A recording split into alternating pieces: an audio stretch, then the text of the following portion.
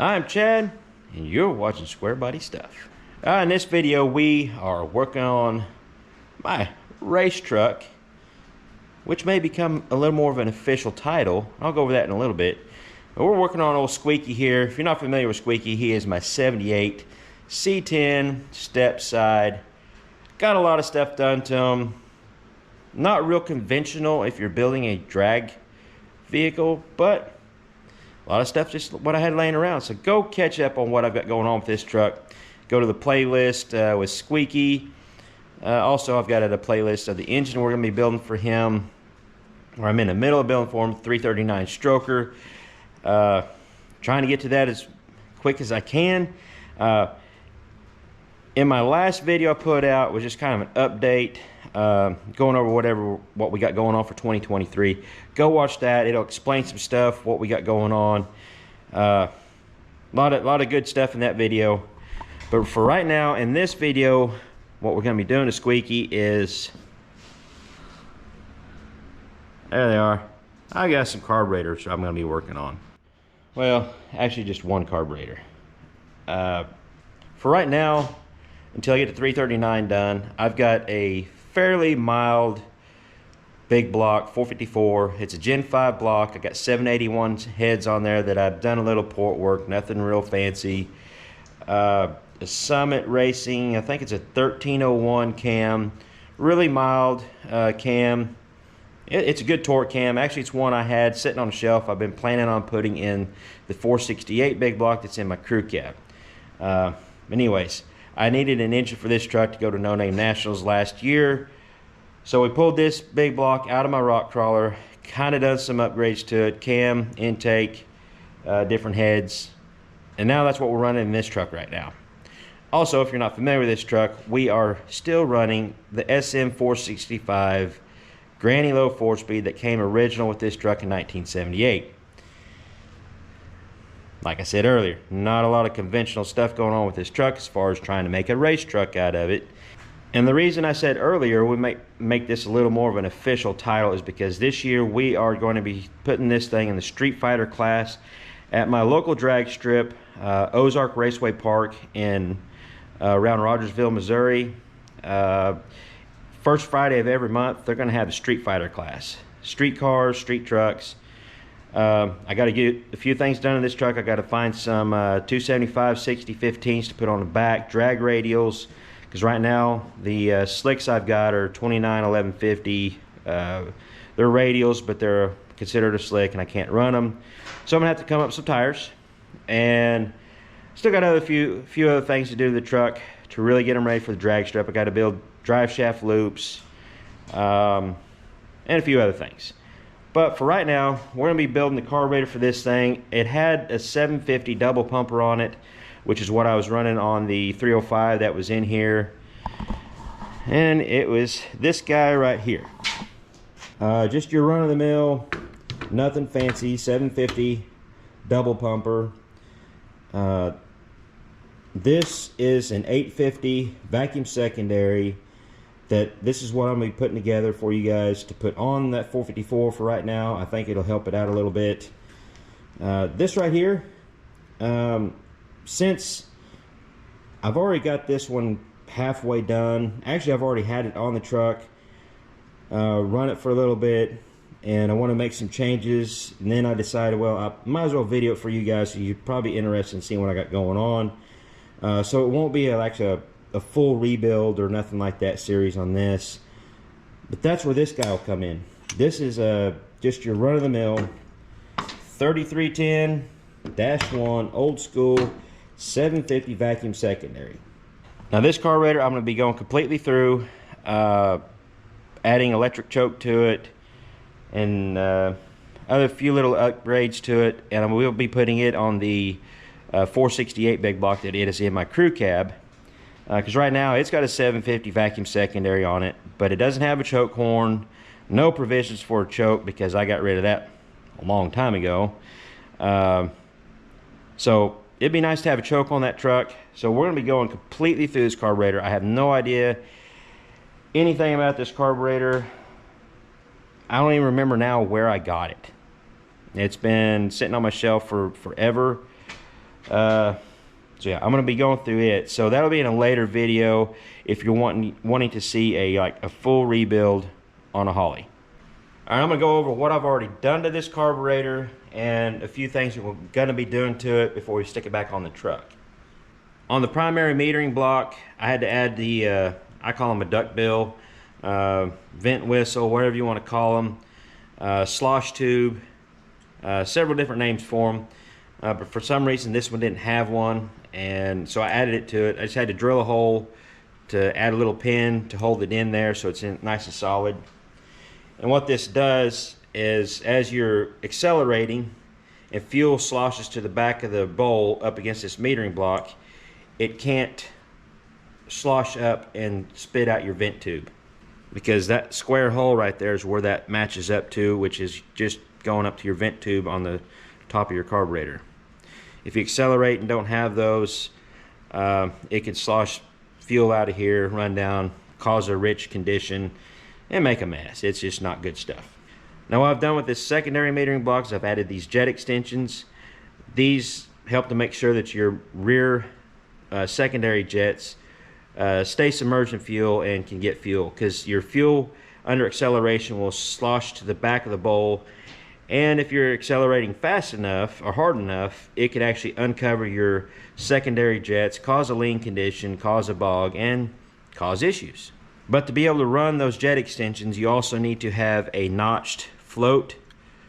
I just added this onto there.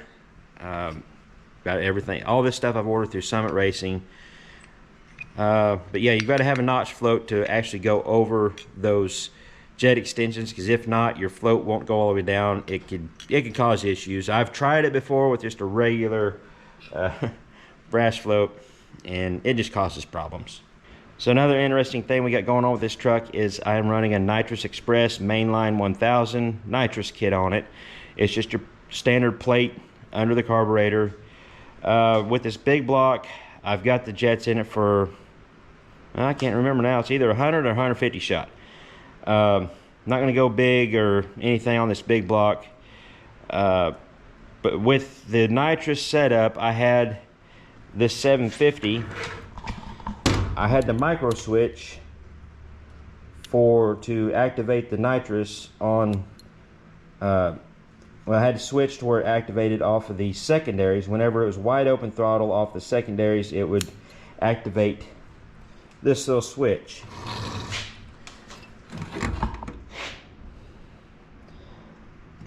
And since this is a vacuum secondary, I didn't have that option to be able to do that, so I had to make another bracket to activate the switch off of the primary throttle shaft, which works out pretty good because this plate is going to be more universal. I could actually put this plate on this carburetor as long as it has the mounting holes for a choke, and which this one's missing the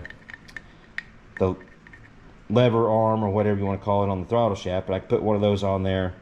And actually I could put this setup on pretty much any other Holley that's got the choke mounting holes. So I'll just kind of show you how that works real quick, as I'm going to wide open throttle. Just before wide open throttle, it makes a switch. I'm not sure if you can hear it clicking right there. And I've still got just a little bit left to go. So that's how that works, and that's how my nitrous is activated. I have a switch on the dash to actually arm the system, a separate button for the purge.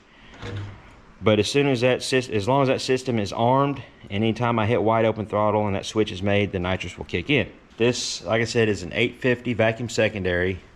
The list number is a 80531. I kind of researched it a little bit. This is actually a carburetor that would have come on a ZZ502 if it was a turnkey engine.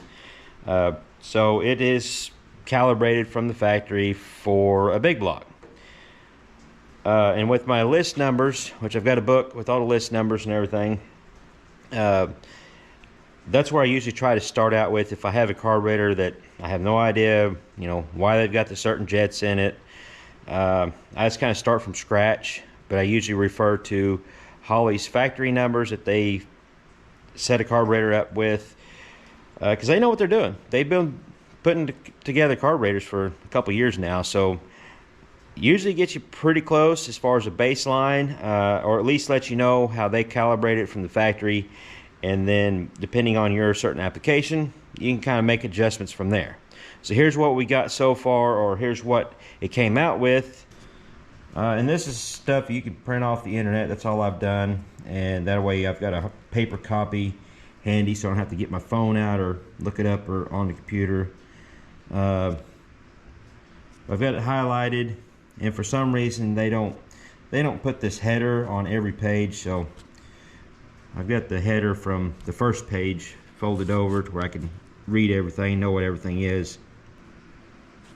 Now the primary and secondary jets, they had it set up with a 78 and an 82.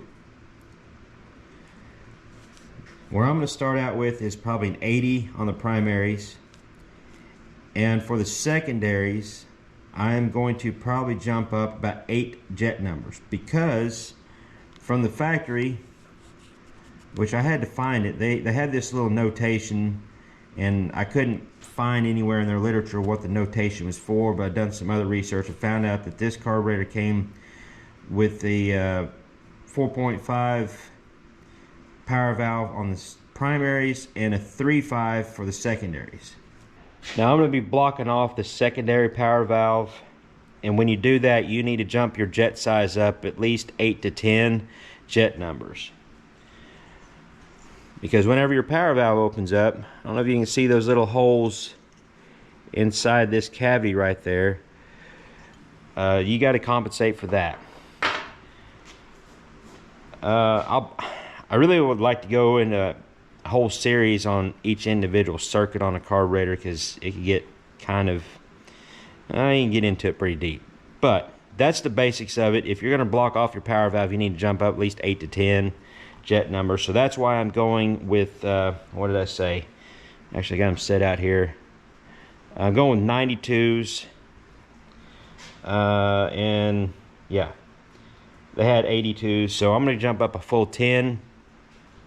Normally I try to do 8, but I'm just going to go full 10 here. I'd rather be a little bit on the rich side starting out, because I'll drive this thing, see how it acts. I may need to go up or down, I don't know. But this gives us a good baseline. I know where the factory started out with, and then I could use, you know, some of my experience or whatever to make adjustments right off the bat, so I know where I'm starting out with. Now as far as the power valve goes for the primaries, this came out with a 4.5, which that means that the power valve will not open up until the vacuum drops all the way down to 4.5 inches of vacuum. This particular engine makes quite a bit of vacuum. What I like to do is I like to drive an engine or drive a vehicle, find out where it's at, how much vacuum it's pulling on just a nice flat straight stretch, no load on it, just part throttle, cruising, maintaining your speed. And then from there I'll give it some fuel, or if you start pulling a little grade or a little hill, give us a fuel, watch your vacuum gauge, and I just get a kind of a feel of when I really want that extra enrichment to kick in, and that's where I decide what power valve I want to put in there. Now this particular engine, I've already drove it around. Of course, it had a 750, which will probably have the vacuum just a little bit higher than this 850 will as far as part throttle cruising. But I do know that this it has quite a bit of vacuum, and this 10.5 is what I'm going with as far as a power valve. It worked great with that 750. I think it'll be okay with this one. And I've got some other power valves. I had to order some. I'm run out of them, but I might go down to a 9.5. Depends on how it drives. It comes down to drivability and how it performs. Now, I really don't intend for this to be, you know, an in-depth how everything works, but if you've watched my channel anytime at all, you'll probably realize that I just like to explain everything and maybe go into a little bit too much detail. And then again, sometimes I leave no matter how much detail I go into, I always leave something out. So if you're not sure what I'm talking about, leave a comment below, ask a question. I'll do my best to answer it. I am not real good answering questions by typing it out. That's why I do the videos. So hopefully if you have any questions, hit me up in the comments. I'll try to help you out any way I can. But yeah, I've covered what and why on the jetting. I'm going to be using the power valve. The secondary spring in this carburetor, that's another big, adjustment you can make on the vacuum secondaries. This spring right here will go into this pod. Now this is an aftermarket pod that's a quick change. We can just pull this out. A factory one, you have to pull the whole pod off, and if you have a choke, you got to pull the choke off, and blah blah blah. These just make it a lot easier to make spring changes. They're not too expensive. But this came factory with this pink spring. But that's another thing on the on this chart here that shows you the secondary. It either shows you the secondary accelerator pump nozzle size if it's a double pumper, or the secondary spring color. And this one came with the pink. So I'm going to start out with it, see how it is, and then go from there, drive it around, see how I like it. If I want secondaries to open up sooner, I'll put a lighter spring. If they're open up too soon, then I'll put a heavier spring in there. Just depends. It's all part of tuning. Another thing I'm going to do to this carburetor, and I'll do my best to explain why, is I'm going to upgrade the accelerator pump on the primary side. Of course, obviously, being a vacuum secondary, it doesn't have an accelerator pump on the secondary side. But I'm going to be upgrading the primary accelerator pump to 50cc setup. It's got the deep 50cc. Well, this isn't actually 50 cc's. I think it's 5. If I remember right, they call it a 50cc because it takes, depends on how many cc's it takes per 10 pumps, I think it is. The original ones are 30cc, quite a bit of difference. You can run a different pump cam to adjust how much and when your accelerator pump is actually adding the shot to your Venturis. I've also got a chart that I've printed off of their website. Unfortunately, the printer didn't have color ink, so it didn't print the lines out in color.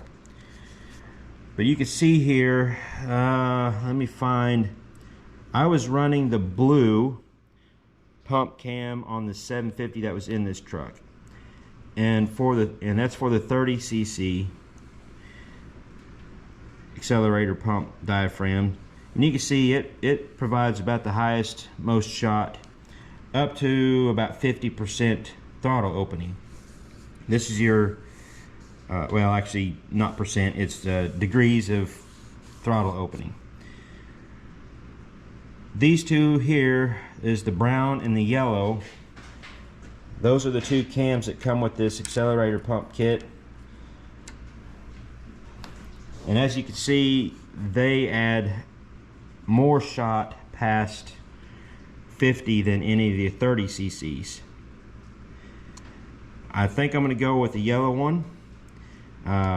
It has the most shot for the most amount of rotation of the throttle shaft.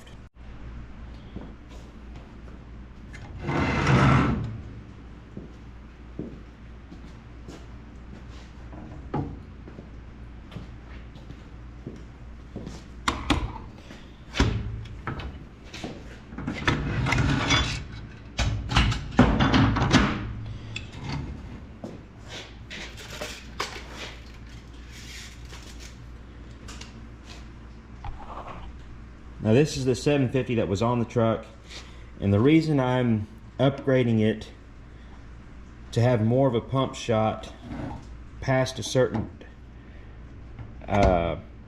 rotation is because this truck has a 2-step ignition box.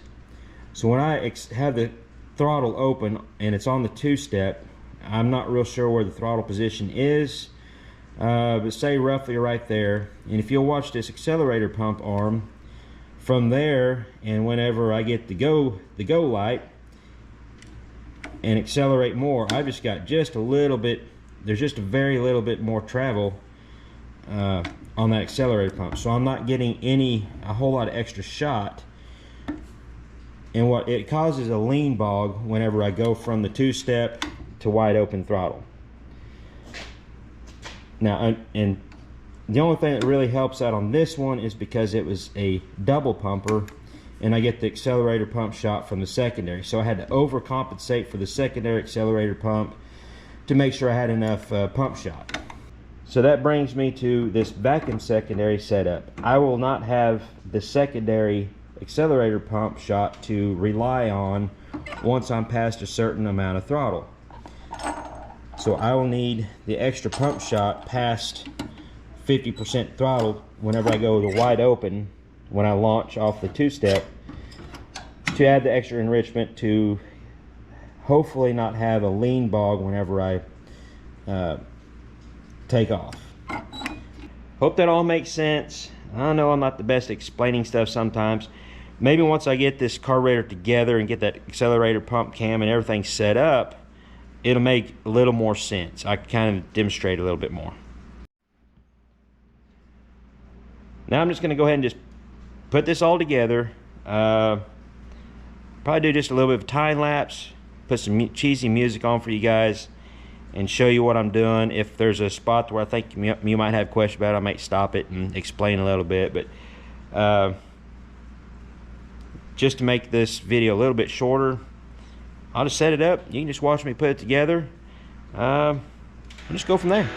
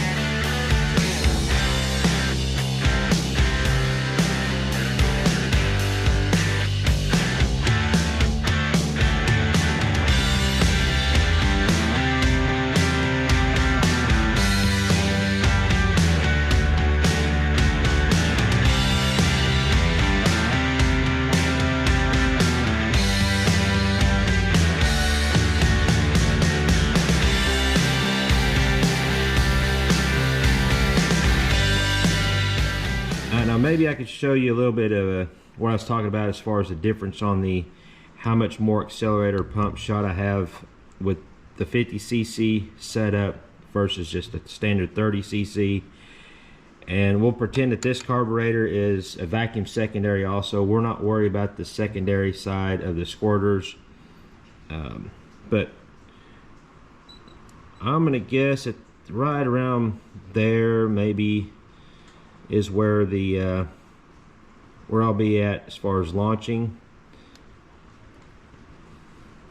And it's kind of hard to do with all this.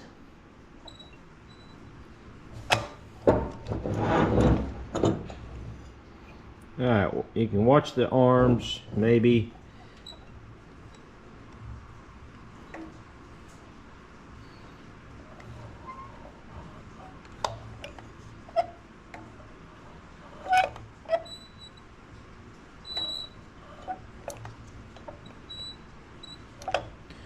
You can kind of see that the one on the right has more travel.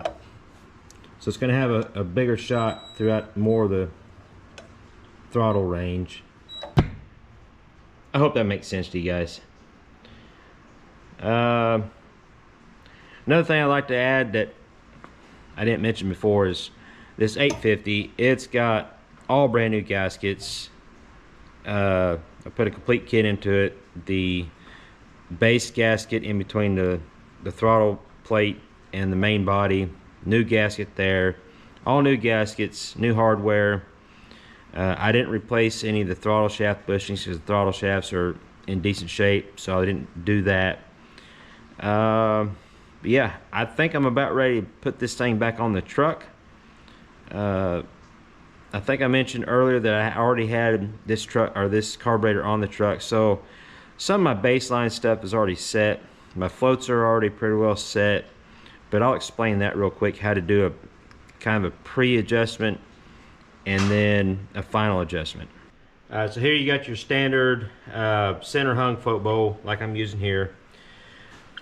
Now Holley has their measurements that you can preset your float level by turning it upside down and measuring, and I've actually got that chart or that deal in my book. I think it's 7/64. You measure that. It's kind of a pain in the butt. I normally don't ever do that. What I normally do is your needle valve, this is your adjustment nut. Your needle valve has the shoulder or the slots, whatever you want to call it, that this nut splines onto.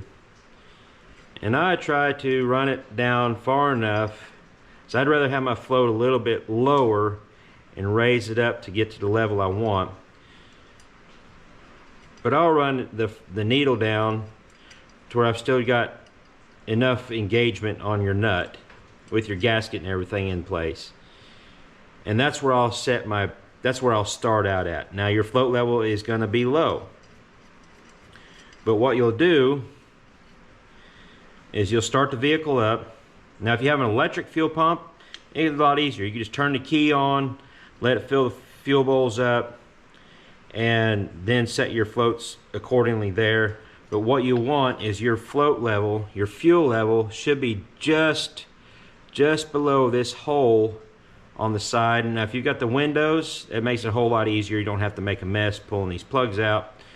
You just pull this plug out, start it up or turn your fuel pump on, and then adjust this nut. Counterclockwise is raising your fuel level. If you do it with the engine running, you can get fuel everywhere. It could cause a mess and possibly cause a fire. Best thing to do is start it up with this tight.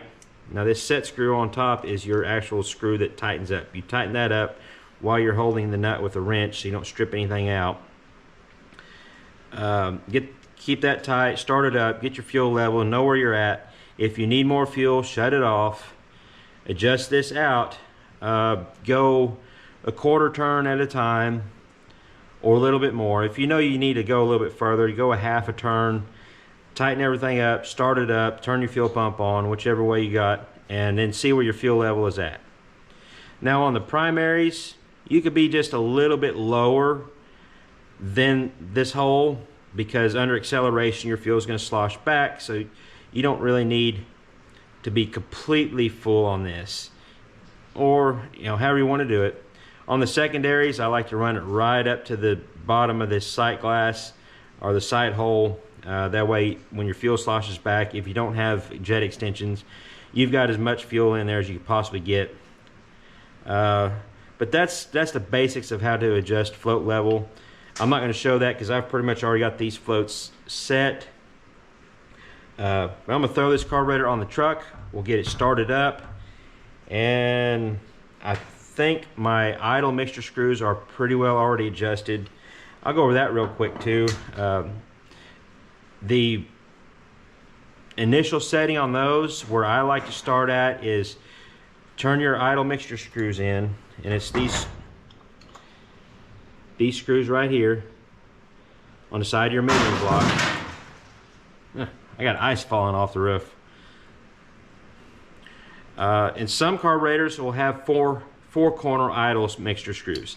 That double pumper has 4 corner idle mixture screws. Now you got to adjust each corner a little bit at a time till you reach get your best vacuum reading on a vacuum gauge. But where I initially start out at is like I turn them all the way in to where they're seated. Don't crank it down, just to where they barely seated, and then back it out a turn and a half. And that's where I usually start out at. Now, once you get the engine running, have your vacuum gauge set, once you get your fuel bowl set, or your float level set, then I'll go to my idle mixture screws, make sure that they're, you know, depending on your vacuum gauge, which way you need to go. And maybe I'll show that a little bit of that whenever we get the carburetor on the truck. And also you'll have to adjust your curb idle, or you have to adjust your idle accordingly too, because it can raise and lower your idle a little bit whenever you adjust your idle mixture screws. Got the carburetor back on and everything's hooked up. I filled the primary bowl up with a little bit of fuel and should be ready to start.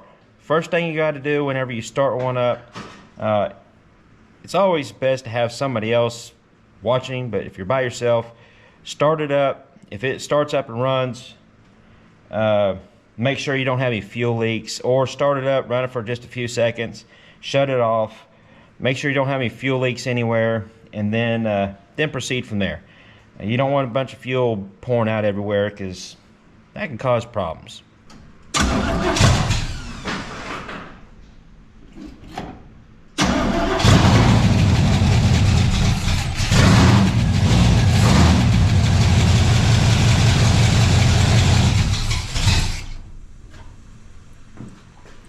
And for some reason my secondary float is sticking.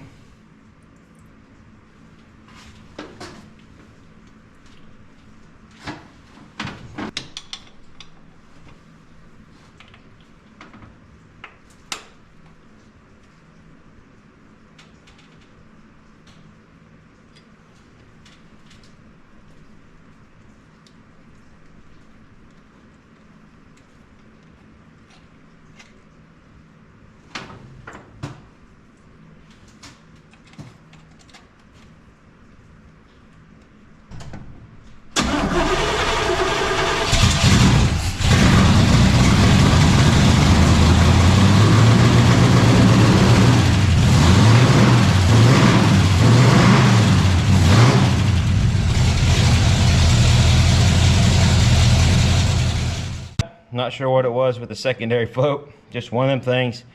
It's not stuck anymore. Before you really do any adjustments, you really need to let it warm up, get it up to operating temperature, and then start making some adjustments on it. So I'm gonna open up the shop door because it's gonna stink the place up. Get this thing warmed up, and I'll kind of go over some of the basics of setting your idle mixture screws and your idle and all that stuff.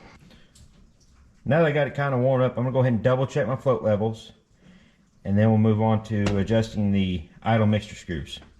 And I'll just show you the primary side. Take this screw out, and there's no fuel just pouring out of it. You can kind of shine a light in there. Not sure if you guys can see that or not.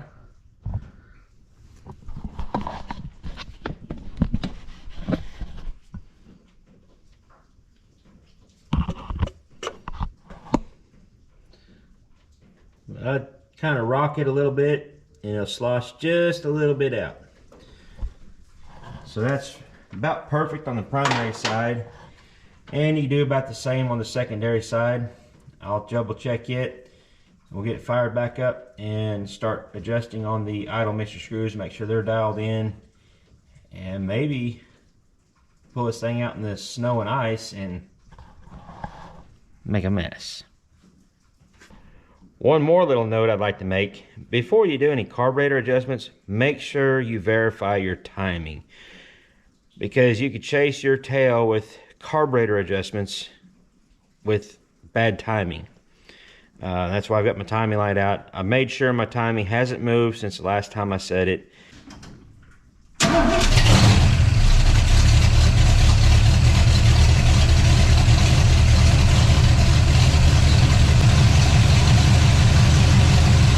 Hopefully you can see that vacuum gauge.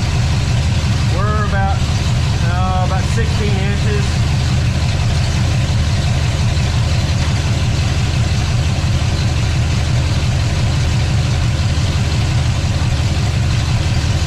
You also want to make sure you got it kind of cleared out so you're not loaded up.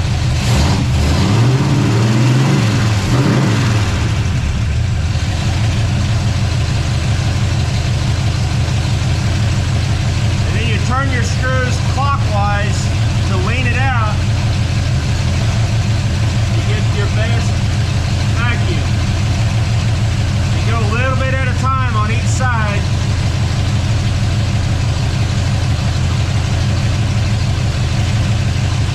Until your vacuum starts to drop down, and then you go back up a little bit.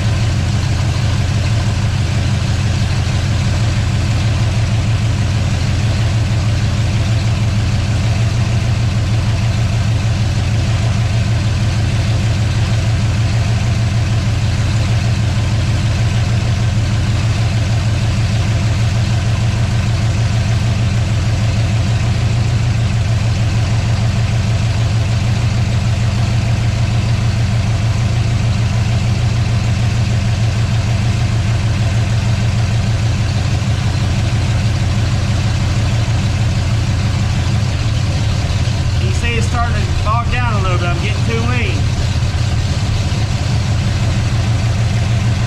So go back out.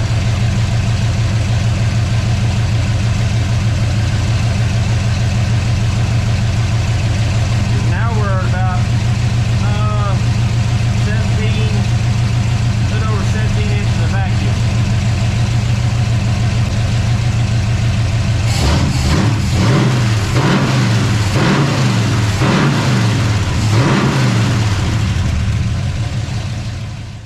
Once you get that set, then you can kind of back your idle down or get your idle RPM exactly where you want it. This is around 700-800 RPM. I'll probably back it down just a little bit, maybe about 500 or 600 RPM, being a manual transmission. I mean, you could obviously turn your mixer screws out a little bit more so it loads up a little bit. So that is a little rougher idle, but all you do is foul plugs out or just make it stinky. So that's the best way that I know of, or that's how I adjust my idle mixer screws. You just use a vacuum gauge, make sure you got the best vacuum, and just go from there. Also, I like to note that to do this correctly, you really need your air cleaner on there. It'll affect it a little bit, maybe not much. I usually do it without the air cleaner on, and it gets you really close. I mean, there's probably the biggest percentage of the carburetors out there that's not perfect. Mine aren't ever perfect. I get them really close, and they always perform really well. So I think I'll just take this thing outside and see what it does.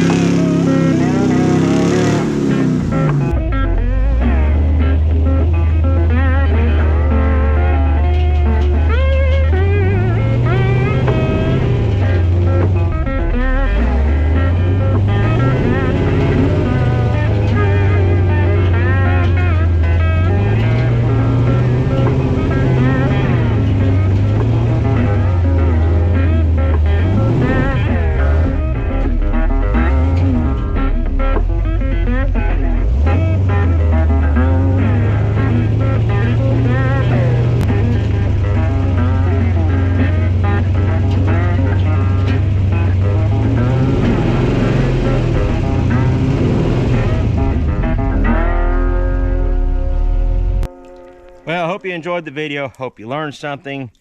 Hope I didn't confuse anybody too much. But Squeaky's ready to go. Carburetor seems to be okay. We'll know for sure whenever we get some dry ground to play around on. He's about to help us on this stuff right now. So thanks for tuning in. Until next time, y'all keep your square bodies rolling, and we'll catch you later.